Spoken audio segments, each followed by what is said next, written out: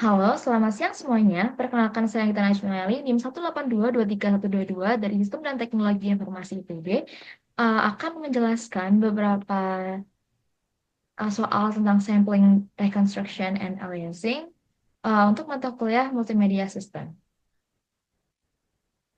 Pada soal diberikan sinyal analog sebagai berikut, yaitu fungsi XA terhadap T, inilah fungsi sinyal analog dengan fungsi sebagai berikut, dan diketahui pula bahwa Fs atau frekuensi samplingnya sebesar 200 Hz dengan konstanta 5 diketahui dari soal.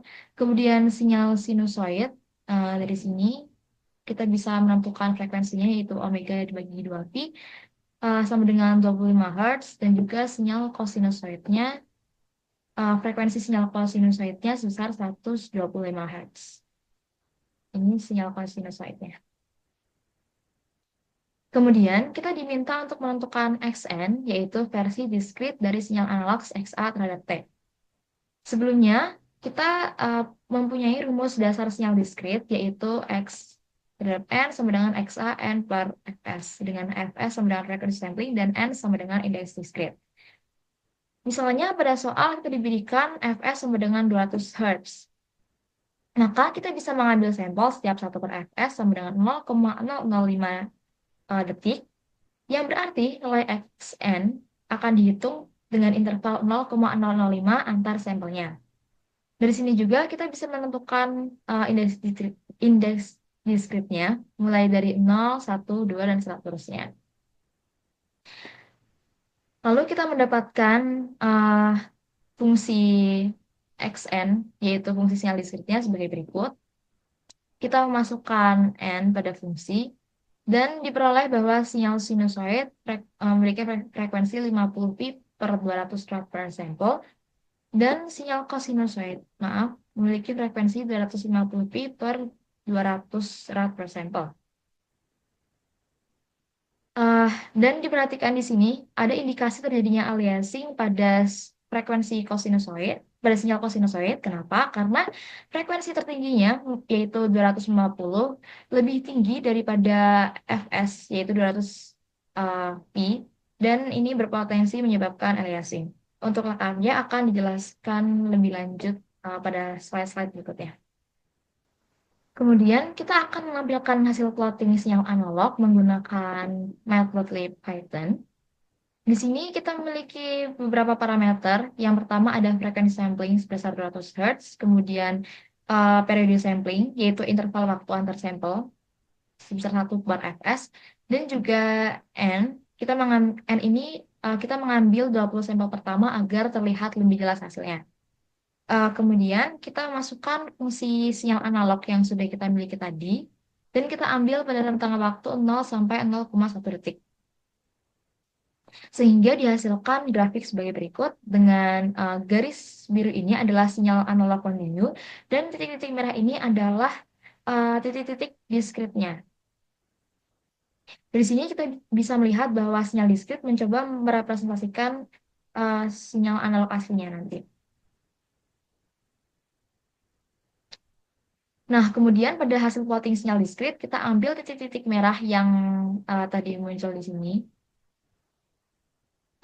masih dengan parameter yang sama, tetapi untuk sumbu X-nya, ini merepresentasikan N atau indeks samplingnya, sedangkan pada sinyal analog itu kan XA terhadap waktu. Jadi untuk sumbu X-nya dia merepresentasikan waktu.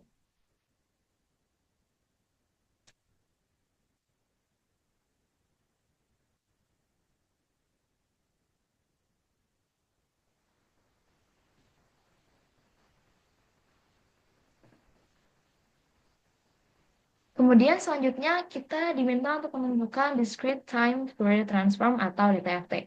DTFT ini adalah cara untuk mengubah sinyal diskrit dari domain waktu ke domain frekuensi.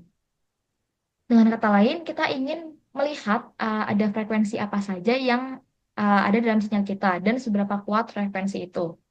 Jadi cara kerja DTFT ini yang pertama adalah kita mengambil sinyal diskrit atau Xn. Kemudian kita memproses dengan Fourier transform caranya adalah dengan sinyal ini dikalikan dengan eksponensial. Jadi sinyal diskripnya akan dikalikan dengan eksponensial kompleks dan mendapatkan informasi frekuensi nantinya.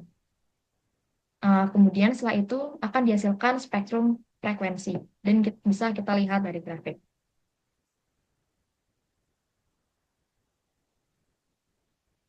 Dan dari grafik yang sudah kita lihat dari data FI tadi, kita bisa melihat indikasi aliasing pada frekuensi berikut.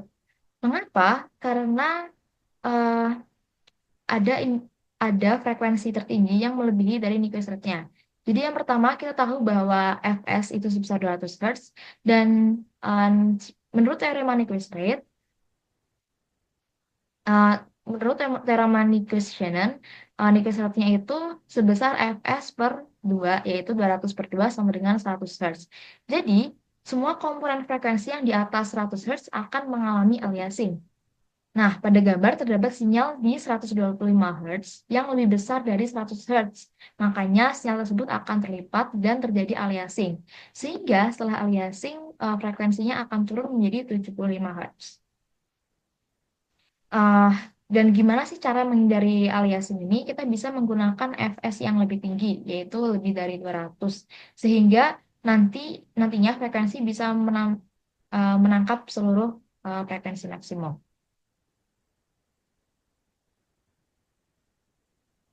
Dan sekian penjelasan dari saya tentang sampling, reconstruction, and aliasing. Apabila ada kekurangan dan kesalahan, saya terima kasih.